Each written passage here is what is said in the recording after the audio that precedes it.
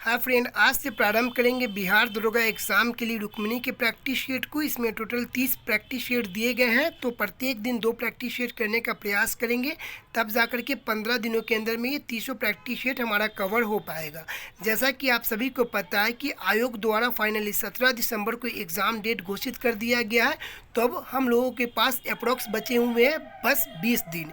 ठीक है, तो आइए हम 15 दिनों के अंदर में ये 300 प्रैक्टिस शीट को काफ़ी अच्छा से कवर करते हैं। ठीक है, तो आज का हमारा पहला प्रैक्टिस शीट है। आइए हम इसके पहले प्रश्न को देखते हैं। प्रश्न नंबर 1, राष्ट्रीय शिक्षा नीति 2020 के तहत 10+2 के शिक्षा मॉडल के स्थान पर किस पाठ्यक्रम को लॉन्च किया गया है। तो जैसा कि आप सभी को पता है कि पहले जो भारत की शिक्षा मॉडल थी वह 10+2 पर आधारित है, और जब नई शिक्षा नीति पॉलिसी लागू की गई है तो यह 5+3+3+4 हो गई है। यह 34 सालों बाद हुई है। इससे पहले यह राजीव गांधी के कार्यकाल में हुई थी। यह शिक्षा नीति में जो बदलाव किया गया यह के कस्तूरीरंगन की सिफारिश पे किया गया। ठीक है, प्रश्न नंबर 2, अंतर्राष्ट्रीय जैव विविधता दिवस हर वर्ष मनाया जाता है। यह कब मनाया जाता है? तो अंतर्राष्ट्रीय जैव विविधता दिवस प्रत्येक 22 मई को मनाया जाता है, और जैव विविधता अधिनियम 2002 के माध्यम से। ठीक है, आइए हम प्रश्न नंबर 3 को देखते हैं।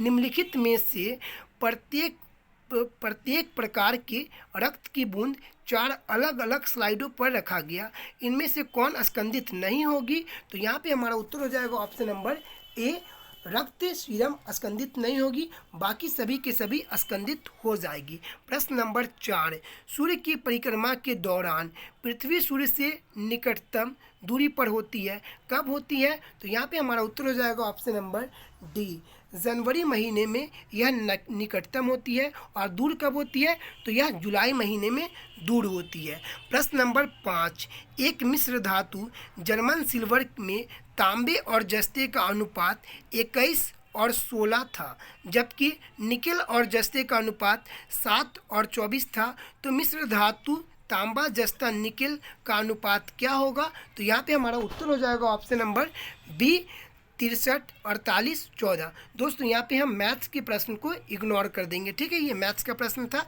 इससे आप एलिगेशन के माध्यम से बना सकते हैं। ठीक है, या फिर आप रेशियो के माध्यम से भी इसे बना सकते हैं। ठीक है, आइए हम प्रश्न नंबर 6 को देखते हैं।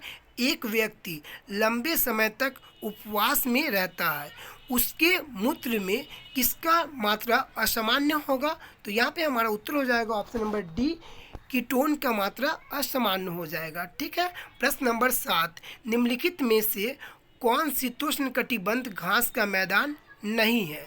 ठीक है, तो यहाँ पे हमारा उत्तर हो जाएगा ऑप्शन नंबर ए, सिलवास। सिलवास ये शीतोष्ण घास का मैदान नहीं है। प्रश्न नंबर 8, निम्नलिखित में से कौन सी दक्षिण अटलांटिक महासागर की शीतल धारा है? निम्नलिखित में से कौन सी दक्षिण अटलांटिक महासागर की शीतल धारा है? तो यहाँ पे ऑप्शन आंसर हो जाएगा correct option number B, Venezuela की धारा। ठीक है, प्रश्न नंबर 9, निम्नलिखित में से कौन संसार की सबसे बड़ी पोतवाहक नहर है? तो यहाँ पे हमारा उत्तर हो जाएगा ऑप्शन नंबर डी, सुएज नहर। सुएज नहर यह संसार की सबसे बड़ी पोतवाहक नहर है। सुएज नहर का राष्ट्रीयकरण 1956 ईस्वी में हुआ था। कब हुआ था? तो 1956 ईस्वी को हुआ था। प्रश्न नंबर 10, संपूर्ण विश्व के क्षेत्रफल में भारत की भागीदारी लगभग कितना है? तो यहाँ पे हमारा उत्तर हो जाएगा कि संपूर्ण विश्व के क्षेत्रफल का जो भारत का क्षेत्रफल है वह 2.4% है। कितना परसेंट है? 2.4% है। टोटल भारत का एरिया कितना है? भारत का क्षेत्रफल तो 32,87,263 वर्ग किलोमीटर। ठीक है, प्रश्न नंबर 11, निम्नलिखित में से कौन सी नदी 3 बार 2 धाराओं में विभक्त हो जाती है और कुछ मील आगे जाकर पुनः मिल जाती है, और इस प्रकार श्रीरंगपट्टनम, शिवसमुद्रम और श्रीरंगम के द्वीपों का निर्माण करती है? तो यहाँ पे हमारा उत्तर हो जाएगा ऑप्शन नंबर ए, कावेरी। कावेरी को दक्षिण की गंगा के नाम से जाना जाता है। ठीक है, आइए हम प्रश्न नंबर 12 को देखते हैं। प्रश्न नंबर 12, किस प्रकार की मिट्टी अधिकतम पानी संजोए रखती है? किस प्रकार की मिट्टी अधिकतम पानी संजोए रखती है? तो यहाँ पे हमारा उत्तर हो जाएगा ऑप्शन नंबर सी, चिकनी मिट्टी यह अधिकतम पानी संजोए रखती है। और भारत में सबसे ज़्यादा कौन सी मिट्टी पाई जाती है? तो जलोढ़ मिट्टी पाई जाती है। कौन सी? जलोढ़ मिट्टी। जलोढ़ मिट्टी को दो भागों में बांट के देखा जाता है, खादर और बांगर। और टोटल कितने प्रकार की मिट्टी होती है? तो सामान्य रूप से 4 प्रकार की होती है, लेकिन उसे अगर तोड़ा जाए तो टोटल 8 प्रकार की मिट्टी होती है। ठीक है। प्रश्न नंबर 13, लहसुन में विशिष्ट गंध का कारण क्या है? लहसुन में विशिष्ट गंध का कारण क्या है? तो ऑप्शन नंबर सी करेक्ट हो जाएगा, सल्फर यौगिक। प्रश्न नंबर 14, स्टॉक फॉर्मिंग है। स्टॉक फॉर्मिंग क्या है? तो ऑप्शन नंबर बी करेक्ट हो जाएगा, पशुओं का प्रजनन स्टॉक फॉर्मिंग कहलाता है। ठीक है। प्रश्न नंबर 15, विश्व पर्यावरण दिवस किस तारीख को मनाया जाता है? विश्व पर्यावरण दिवस किस तारीख को मनाया जाता है? तो प्रत्येक 5 जून को विश्व पर्यावरण दिवस के रूप में मनाया जाता है। इसकी स्थापना कब हुई थी? तो सन 1973 ईस्वी में इसकी स्थापना हुई थी। और घोषणा कब कर दी गई थी? तो 1972 ईस्वी में। ठीक है। आइए प्रश्न नंबर 16 को देखते हैं। प्रश्न नंबर 16, प्रकाश संश्लेषण द्वारा ऊर्जा का कितना प्रतिशत भाग रासायनिक ऊर्जा में परिवर्तित हो जाती है? तो यहाँ पे हमारा उत्तर हो जाएगा ऑप्शन नंबर ए, 1 से 2%। ठीक है। प्रश्न नंबर 17, निम्नलिखित में से कौन सामान्य उपयोग में लाया जाने वाला सिंथेटिक फाइबर है? तो यहाँ पे हमारा उत्तर हो जाएगा option number D, polyester, nylon, rayon और एक्राइलिक। ये सभी के सभी सामान्य उपयोग में लाया जाने वाला सिंथेटिक्स फाइबर है। ठीक है। ऑप्शन नंबर डी करेक्ट हो जाएगा। प्रश्न नंबर 18, नीचे दिए गए पौधे और उनके खाद्य भाग के युग्म में कौन सही सुमेलित नहीं है? तो यहाँ पे हमारा उत्तर हो जाएगा कि ऑप्शन नंबर सी, आलू। आलू मूल नहीं है, बल्कि आलू क्या है? तो आलू कंद है। ठीक है। आलू क्या है? तो आलू तना है। क्या है? आलू तना है। अदरक क्या है? प्रकंद है। ठीक है। प्रश्न नंबर हम 19 को देखते हैं। किस पदार्थ के ऑक्सीकरण से सर्वाधिक ऊर्जा प्राप्त होती है? तो उत्तर हो जाएगा यहाँ पे हमारा ऑप्शन नंबर बी, कार्बोहाइड्रेट से सर्वाधिक ऊर्जा प्राप्त होती है। प्रश्न नंबर 20, हीमोग्लोबिन के बारे में निम्नलिखित कथनों पर विचार कीजिए। हीमोग्लोबिन के बारे में निम्नलिखित कथनों पर विचार कीजिए। तो यहाँ पे हमारा उत्तर हो जाएगा ऑप्शन नंबर डी, 1, 2, 4। यह हीमोग्लोबिन के बारे में विचार कीजिए। तो देखिए हीमोग्लोबिन से संबंधित क्या बोल रहा है? यह रक्त में ऑक्सीजन का संचार करता है। बिल्कुल सही है। यह लौह युक्त यौगिक है। बिल्कुल सही है। यह रक्त को लाल करने में प्रदान करता है। तो एकदम सही है। ठीक है। लेकिन यहाँ पे ये ऑप्शन नंबर 3 गलत है। ठीक है। तो यहाँ पे हमारा उत्तर हो जाएगा ऑप्शन नंबर डी। ठीक है। आइए हम प्रश्न नंबर 20 को देखते हैं। प्रश्न नंबर 20 क्या कह रहा है?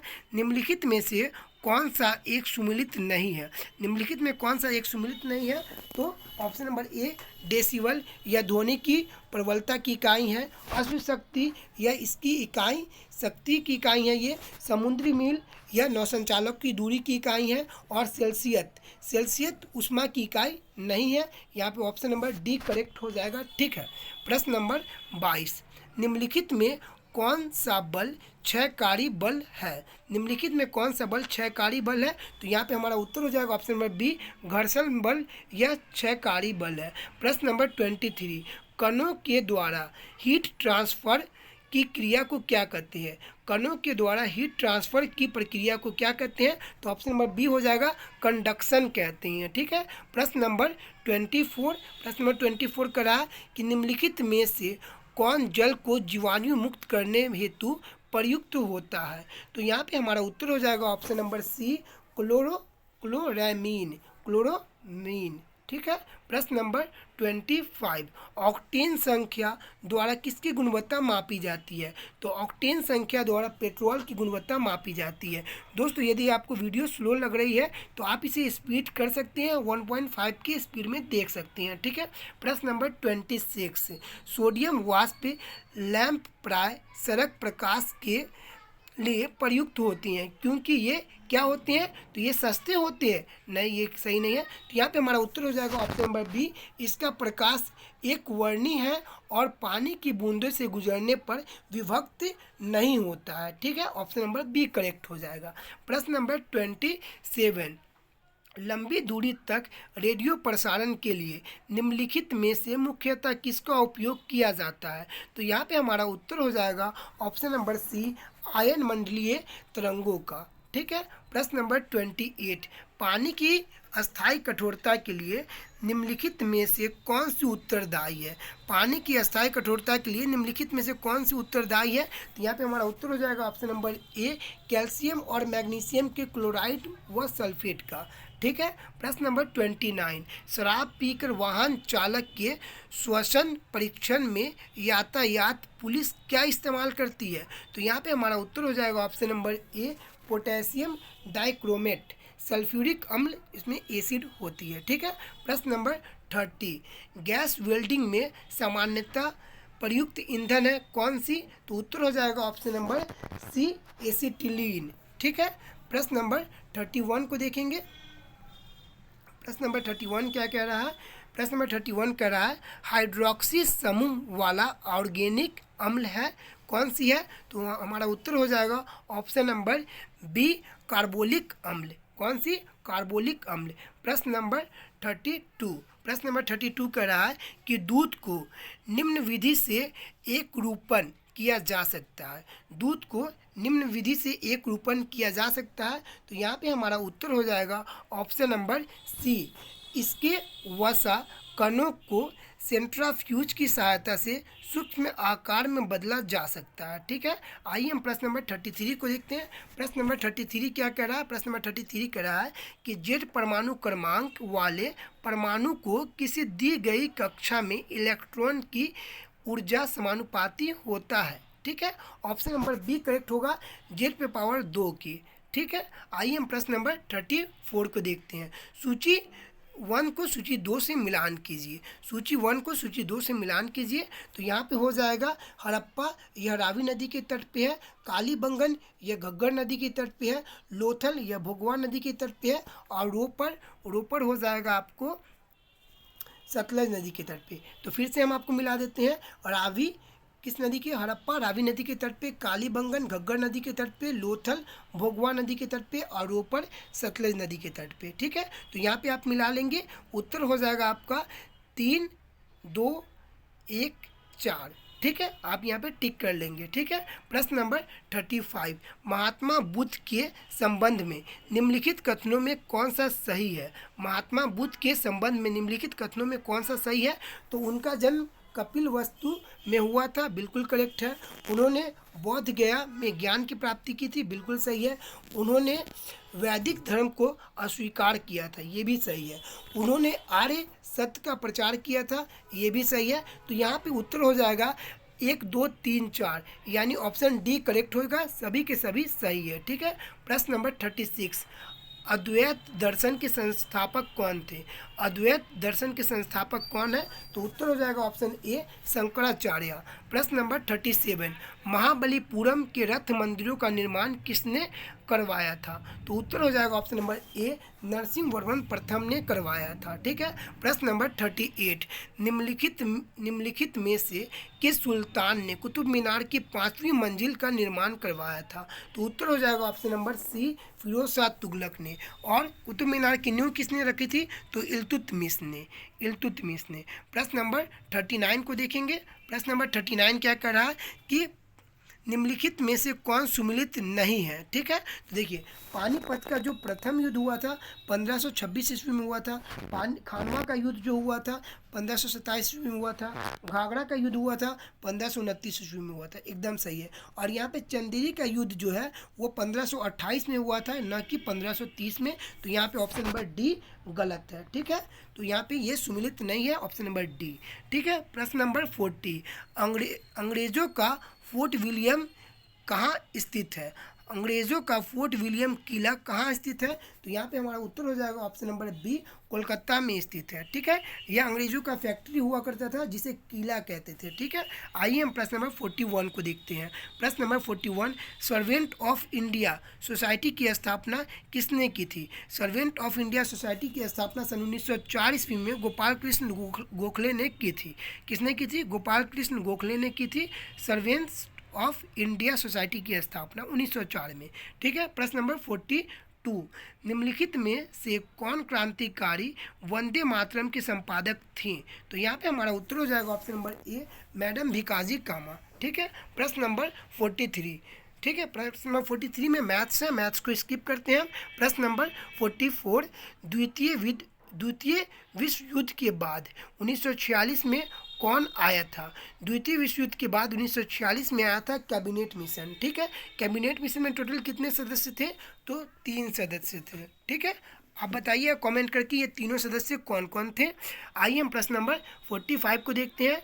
केंद्र में द्वैध शासन किस अधिनियम के अंतर्गत स्थापित किया गया था?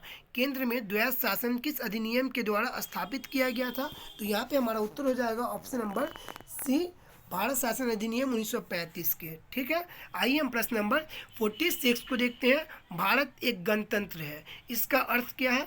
भारत एक गणतंत्र है, इसका अर्थ क्या है? तो देखिए, यहाँ कोई वंशानुगत शासन नहीं है। ठीक है, इसलिए भारत एक गणतंत्र राष्ट्र है। ठीक है, आइए हम प्रश्न नंबर 47 को देखते हैं। मौलिक अधिकारों के अंतर्गत कौन सा अनुच्छेद बच्चों के शोषण के विरुद्ध अधिकार संबंधित है? तो ऑप्शन नंबर हमारा हो जाएगा डी, आर्टिकल 24 के तहत कोई भी बच्चा जो कल कारखाने में काम करता है उसे प्रतिबंधित किया जाएगा। ठीक है, प्रश्न नंबर 48, निम्नलिखित में से किस प्रकार के प्राधिकार भारत के राष्ट्रपति को प्राप्त है? निम्नलिखित में से किस प्रकार के प्राधिकार भारत के राष्ट्रपति को प्राप्त है? तो यहाँ पे हमारा उत्तर हो जाएगा 2 और 4। 2 में है औपचारिक और विविध, और 4 में है संवैधानिक और नाममात्र। तो यहाँ पे हमारा उत्तर हो जाएगा 2 और 4। ठीक है, ऑप्शन नंबर डी। ठीक है, आइए हम प्रश्न नंबर 49 को देखेंगे। प्रश्न नंबर 49 क्या कर रहा है? प्रश्न नंबर 49 में मैथ्स को स्किप करते हैं। प्रश्न नंबर 50, विधान परिषद किसी साधारण विधेयक को निम्नलिखित में से किस अवधि तक रोक सकता है? तो यहाँ पे हमारा उत्तर हो जाएगा ऑप्शन नंबर बी, 4 माह तक रोक सकता है विधान परिषद में। वही राष्ट्रपति किसी भी बिल को, मनी बिल को कितने दिन तक रोक सकते हैं? तो मात्र 14 दिन तक रोक सकते हैं। ठीक है, आइए हम प्रश्न नंबर 51 को देखेंगे। किस समिति ने लोकतांत्रिक विकेंद्रीकरण और पंचायत राज्य की सिफारिश की? उसके सभापति कौन थे? तो उसके सभापति बलवंत राय मेहता जी थे। इन्होंने सिफारिश की थी कब? 1957 ईस्वी को। कब? 1957 ईस्वी को। ठीक है, आइए हम प्रश्न नंबर 52 को देखेंगे। सूची 1 को सूची 2 से सम्मिलित कीजिए। एक तरफ दिया गया है अनुच्छेद और दूसरा तरफ दिया गया है उसके प्रावधान। ठीक है, तो आर्टिकल 40 में क्या है? तो समानता का अधिकार। आर्टिकल 36 नीति निर्देशक तत्व। आर्टिकल 74 मंत्री परिषद का गठन। आर्टिकल 368 संविधान संशोधन। ठीक है, तो आप यहाँ पे इसे मिला लीजिएगा। पहला का हो जाएगा, पहले 3 हो जाएगा, फिर 3 हो जाएगा यहाँ पे, उसके बाद 4 हो जाएगा, उसके बाद 3 4। ठीक है, यहाँ पे आप मिला लीजिएगा, हो जाएगा आपको उत्तर ऑप्शन नंबर डी। ठीक है, आइए हम प्रश्न नंबर 53 को देखते हैं। भारत में नियोजित अर्थव्यवस्था आधारित है। भारत में नियोजित अर्थव्यवस्था आधारित है या मिश्रित अर्थव्यवस्था है? ठीक है, प्रश्न नंबर 54, पिछड़े देशों के लिए रोलिंग प्लान का सुझाव किसके द्वारा दिया गया था? पिछड़े देशों के लिए रोलिंग प्लान का सुझाव किसके द्वारा दिया गया था? तो ऑप्शन नंबर हो गया ए, जी मिलर मॉडल द्वारा। ठीक है, प्रश्न नंबर 55, भारत में गरीबी रेखा से नीचे रहने वालों का प्रतिशत क्या है? भारत में गरीबी रेखा से नीचे रहने वाले लोगों का प्रतिशत कितना है? तेंदुलकर समिति के द्वारा। तो यहाँ पे हमारा उत्तर हो जाएगा ऑप्शन नंबर ए, 21.9% लगभग। ठीक है, प्रश्न नंबर 56, निम्नलिखित पर विचार कीजिए। ठीक है, तो देखिए, जनता के पास मुद्रा बैंकों के पास मांग जमा, बैंकों के पास समय जमा। तो यहाँ पे हमारा उत्तर हो जाएगा ऑप्शन नंबर डी। ठीक है, 1 2 3। ये इकोनॉमिक्स का काफ़ी इम्पॉर्टेंट फैक्ट है, जिसे समझने में अच्छे अच्छे बच्चे की हालत ख़राब हो जाती है। ठीक है, आइए हम देखते हैं प्रश्न नंबर 57। रुपए की परिवर्तन का तात्पर्य है क्या? रुपए की परिवर्तन का तात्पर्य है, हमारा उत्तर हो जाएगा इसमें option number D, option number C. रुपए को अन्य प्रमुख मुद्राओं को रुपए में मुक्त रूप से परिवर्तित करके देने की अनुमति है। ठीक है, आइए हम प्रश्न नंबर 58 को देखते हैं। ब्रेक इवन बिंदु क्या है? ब्रेक इवन बिंदु क्या है? तो हमारा उत्तर हो जाएगा कि यह है वह स्थिति जब फर्म को न लाभ होता है और न ही हानि होता है, उसे क्या कहते हैं? तो ब्रेक इवन बिंदु कहते हैं। फर्म किसको कहते हैं? कोई भी अगर आपकी कंपनी है, उसे फर्म कहते हैं। तो उस कंपनी में कोई भी न लाभ हो न हानि हो, उसको क्या कहेंगे? ब्रेक इवन बिंदु कहेंगे। ठीक है, आइए हम प्रश्न नंबर 59 को देखते हैं। प्रश्न नंबर 59, निम्नलिखित में से, बैटरी भी यहाँ पे लो हो गया। चलिए, प्रश्न नंबर 59, निम्नलिखित खेलों में से प्रत्येक पक्ष में खिलाड़ियों की संख्या किस खेल में सर्वाधिक होती है? तो सबसे ज़्यादा खिलाड़ियों की संख्या होती है रग्बी फुटबॉल में। रग्बी फुटबॉल में 15 प्लेयर होते हैं, और वही खो खो में 9 होते हैं, और हॉकी में 11 होते हैं, फुटबॉल में 11 होते हैं। लेकिन सबसे ज़्यादा किस में होती है? तो रग्बी में होते हैं 15 प्लेयर। ठीक है, प्रश्न नंबर 60। प्रश्न नंबर 60 क्या कह रहा है? बैंकिंग वातावरण में प्रयोग होने वाला टर्म एनपीए का पूरा नाम क्या है? तो एनपीए का पूरा नाम है नॉन परफॉर्मिंग एसेट्स। क्या नाम है? Non performing assets. देखिए, यदि अगर आप लोन ले रहे हैं बैंक से, माना आप लोन लिए बैंक से 5 लाख रुपया, कितना लिए? 5 लाख रुपया, और आपका ईएमआई लगभग 4-5 महीना नहीं आप भरे बैंक को। ठीक है, तो आपकी खाता क्या हो जाएगी? आपकी खाता एनपीए हो जाएगी। बैंक आपको एनपीए घोषित कर देगा और आपकी कुर्ती जब्ती हो जाएगी। ठीक है, उसे एनपीए कहते हैं, क्योंकि आपको जो दिया गया 5 लाख रुपया राशि है, उससे सरकार को कोई प्रॉफिट नहीं हो रही है, तो उसको क्या कहेंगे? Non performing assets. ठीक है, प्रश्न नंबर 61, ये मैथ्स है। प्रश्न नंबर 62। ठीक है, प्रसिद्ध भारतीय वैज्ञानिक सीवी रमन के रमन इफेक्ट खोज के दिन को विज्ञान दिवस के रूप में मनाया जाता है। यह निम्नलिखित में से किस तिथि को मनाया जाता है? तो प्रत्येक 28 फरवरी को मनाया जाता है विज्ञान दिवस। ठीक है, आइए हम प्रश्न नंबर 63 को देखेंगे। प्रश्न नंबर 63, महात्मा गांधी ने अपनी आत्मकथा मूलतः किस भाषा में लिखी थी? तो महात्मा गांधी ने अपनी आत्मकथा ऑप्शन नंबर बी, गुजराती में लिखी थी। प्रश्न नंबर 64, प्रतिष्ठित टॉयलर पुरस्कार किस क्षेत्र में विशिष्ट योगदान हेतु दिया जाता है? तो हमारा उत्तर हो जाएगा ऑप्शन नंबर डी, पर्यावरण के क्षेत्र में दिया जाता है। ठीक है, आइए हम प्रश्न नंबर 65 को देखेंगे। विश्व प्रसिद्ध मयूर सिंहासन मुगलों के किस भवन में रखा गया था? तो यहाँ पे हमारा उत्तर हो जाएगा ऑप्शन नंबर डी, दिल्ली के लाल किले का दीवाने आम में रखा गया था। ठीक है, आइए हम प्रश्न नंबर 66 को देखेंगे। प्रश्न नंबर 66, 20 रुपये के नोट पर निम्नलिखित में से किस राष्ट्रीय उद्यान की छवि है? दोस्तों, ये पुराने वाले 20 रुपये के नोट की बात कर रहा है। ठीक है, तो 20 रुपये के नोट पे माउंट हैरियट का चित्र बना हुआ है। किसका? माउंट हैरियट का चित्र बना हुआ है। और अभी जो नवीनतम 20 रुपये का नोट चल रहा है, ठीक है, उस पर क्या बना हुआ है? तो एलोरा की गुफा बना हुआ है। ठीक है, और वो कौन से कलर का होता है? तो हरित पीला कलर के होता है। ठीक है, प्रश्न नंबर 67, तारापुर परमाणु ऊर्जा संयंत्र की स्थापना किस देश की सहायता के द्वारा किया गया?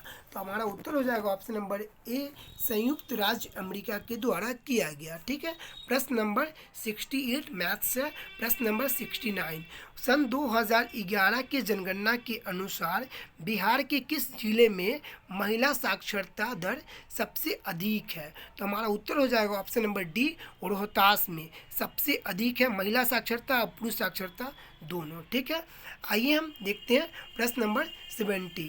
प्रश्न नंबर 70 कह रहा है कि बिहार पंचायती राज अधिनियम 2006 के अंतर्गत त्रिस्तरीय पंचायत के स्थानों या पदों में सभी कोटियों में महिलाओं के लिए कितने प्रतिशत आरक्षण की व्यवस्था की गई है? तो इसमें की गई है 30, इसमें की गई है टोटल 50% आरक्षण की व्यवस्था। ठीक है, पंचायत चुनाव में महिलाओं को 50% आरक्षण दी जाएगी। ठीक है, यहाँ तो आरक्षण दी जाती है 50% और महिलाएं बन भी जाती है मुखिया वगैरह, लेकिन कार्य महिला नहीं करती है, उनके बच्चे उनके हस्बैंड करते हैं। यहाँ पे महिलाओं को आरक्षण इसलिए दिया जाता है ताकि महिला आगे आए और अपना कार्य स्वयं करे, ताकि लड़कियों को प्रोत्साहित किया जा सके। ठीक है, आइए हम प्रश्न नंबर 71 को देखेंगे। निम्नलिखित में से किस वर्ष रूस में कृषक दास प्रथा अंत हुआ था? निम्नलिखित में से किस वर्ष रूस में कृषक दास प्रथा का अंत हुआ था? तो ऑप्शन नंबर हो जाएगा डी, सन 1861 ईस्वी में हुआ था। प्रश्न नंबर 72, निम्नलिखित में से किन देशों के बीच नॉनकिन की संधि हुई थी? निम्नलिखित में से किन देशों के बीच नॉनकिन की संधि हुई थी? तो ऑप्शन नंबर डी, चीन और ब्रिटेन के बीच हुई थी। ठीक है, प्रश्न नंबर 73, निम्नलिखित में से किस प्रकार की तरंगों का प्रयोग रात्रि दृष्टि उपकरण में किया जाता है? तो यहाँ पे हमारा उत्तर हो जाएगा ऑप्शन नंबर ए, औरक तरंग का प्रयोग किया जाता है। प्रश्न नंबर 74, तेल का एक बैरल निम्नलिखित में से लगभग कितना होता है? तो ऑप्शन नंबर सी हो जाएगा 169 लीटर का होता है। ठीक है, 159 लीटर का होता है एक बैरल। प्रश्न नंबर 75, सीवी रमन को उसके किस प्रयोग के लिए नोबेल पुरस्कार प्रदान किया गया था? तो ऑप्शन नंबर हो जाएगा करेक्ट ए, प्रकाश प्रकीर्णन के लिए। प्रश्न नंबर 76, निम्नलिखित में से कौन प्राथमिक प्रदूषक के उदाहरण नहीं है? निम्नलिखित में से कौन प्लास्टिक प्रदूषण के उदाहरण नहीं है प्राथमिक प्रदूषण के? तो यहाँ पे हमारा उत्तर हो जाएगा option number C, sulphur dioxide. यह प्राथमिक प्रदूषण के उदाहरण नहीं है, बाकी सभी के सभी प्राथमिक प्रदूषण के उदाहरण है। ठीक है, प्रश्न नंबर 77, निम्नलिखित में से किस उद्योग के निगरानी हेतु जैव चिप का विकास का प्रयोग किया गया था? फिर से पढ़ते हैं क्वेश्चन को। निम्नलिखित में से किस उद्योग की निगरानी हेतु जैव चिप का विकास किया गया था?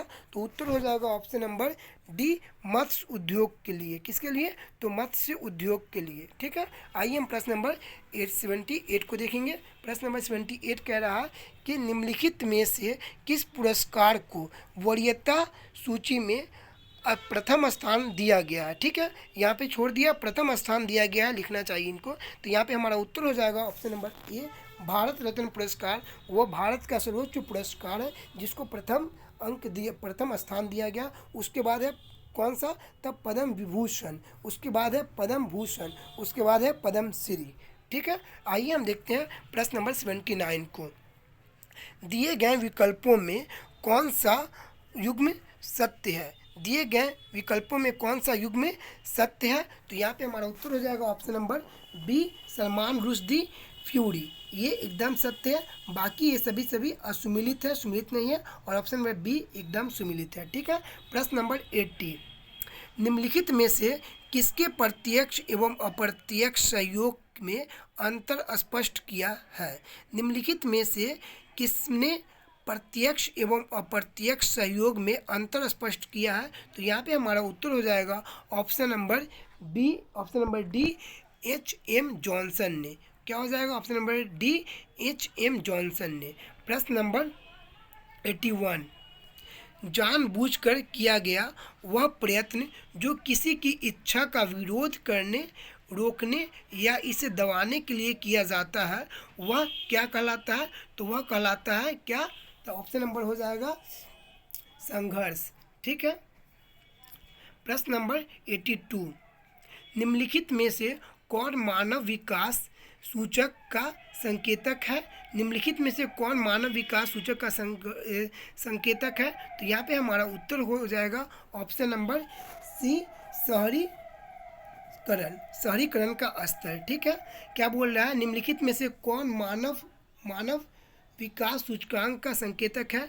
तो साक्षरता है, प्रति व्यक्ति आय है और शिक्षा है और आयु संभाविता भी है, लेकिन शहरीकरण का स्तर ये नहीं है। ठीक है, प्रश्न नंबर 83, कनाडा ओपन 2023 विजेता लक्ष्य सेन किस खेल से संबंधित है? तो लक्ष्य सेन का संबंधित है बैडमिंटन से, ऑप्शन नंबर बी करेक्ट हो जाएगा। प्रश्न नंबर 84, देश के पहले सहकारिता से संचालित सैनिक स्कूल का शिलान्यास कहाँ किया गया था?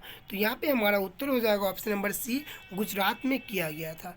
प्रश्न नंबर 85, हाल ही में किस देश के द्वारा भारतीय संरक्षणवादियों को पर्यावरण पुरस्कार दिया गया? तो यहाँ पे हमारा उत्तर हो जाएगा ऑप्शन नंबर सी, जापान के। प्रश्न नंबर 86, ब्रिटेन के प्रधानमंत्री ऋषि सुनक द्वारा 2023 का पॉइंट ऑफ लाइट अवार्ड से किस भारतीय को सम्मानित किया गया?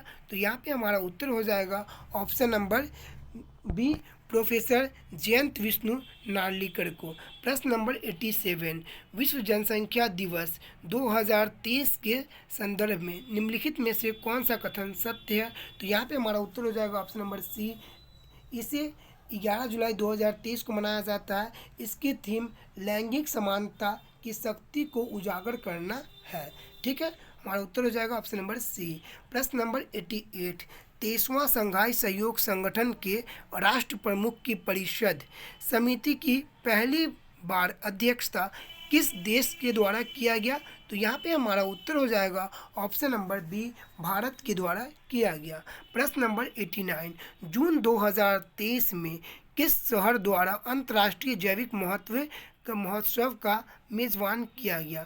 जून 2023 में किस शहर द्वारा अंतर्राष्ट्रीय जैविक महोत्सव का मेज़बानी किया गया? तो यहाँ पे हमारा उत्तर हो जाएगा ऑप्शन नंबर सी, विशाखापट्टनम के द्वारा। ठीक है, प्रश्न नंबर 90, प्रश्न नंबर 90 क्या कह रहा है? तो प्रश्न नंबर 90 कह रहा है, जून 2023 को 16वां विशेष ओलंपिक खेल का आयोजन किस देश में किया गया था? जून 2023 को 16वां विशेष ओलंपिक खेल का आयोजन कहाँ किया गया था?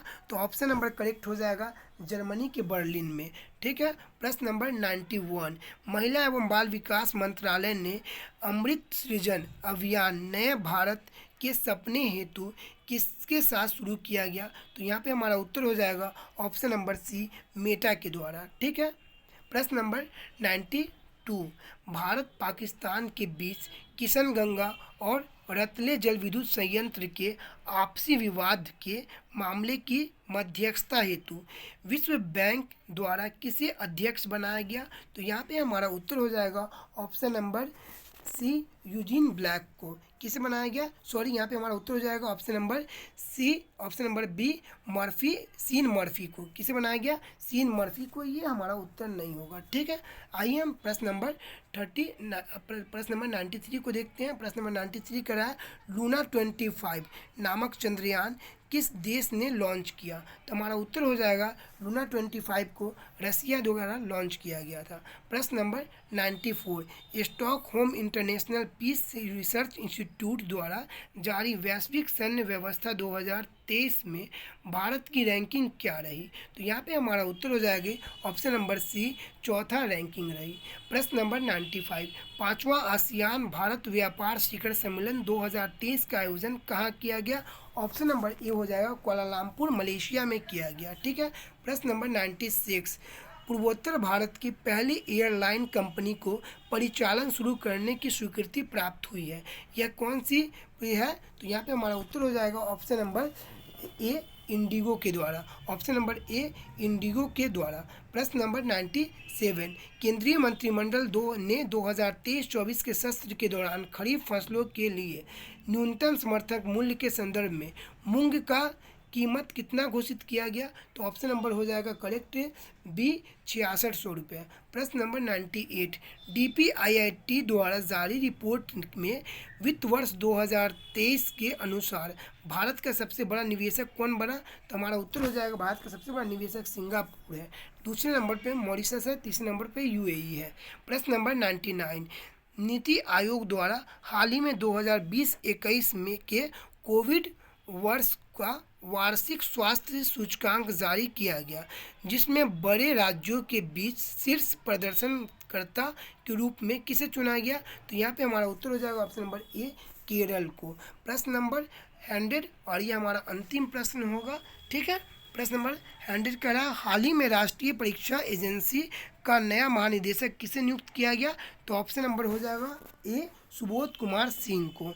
दोस्तों यह वीडियो यदि आपको अच्छा लगा हो तो प्लीज़ हमारे चैनल को सब्सक्राइब करना बिल्कुल भी ना भूलें और इस वीडियो को लाइक तो ज़रूर करें। ठीक है दोस्तों, चलते हैं। ठीक है।